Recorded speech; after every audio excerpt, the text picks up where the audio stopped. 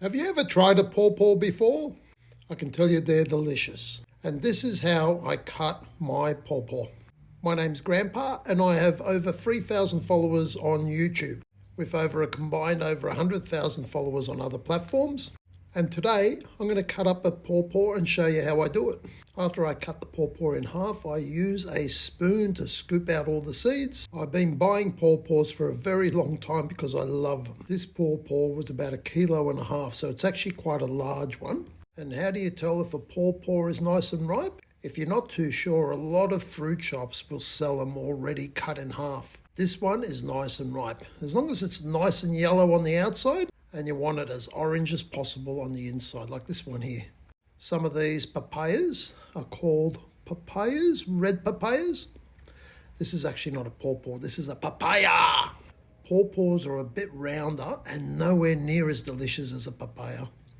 So this is how I cut my skin off. I find that if you cut the pawpaw in small segments after cutting it in half, it helps with the peeling. The knife doesn't have to be too sharp as the pawpaw is actually quite soft. And once I go peeling these 4 pieces, you can see that I just go half on one side, half on the other. The knife's not actually very sharp, but it's cutting through that. You can see it quite easily. So try to minimize the waste by just going as thin as possible.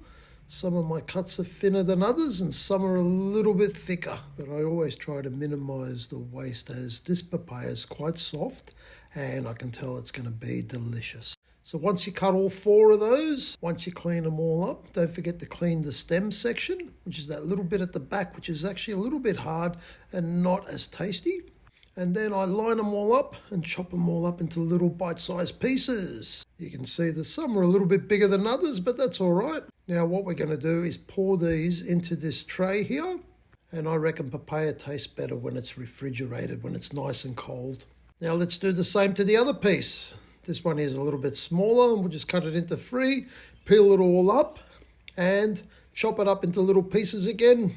Top up that other bowl and refrigerate, and that's what I'm going to have over the next day or 2 as snacks every time I open the fridge so that I don't eat chips.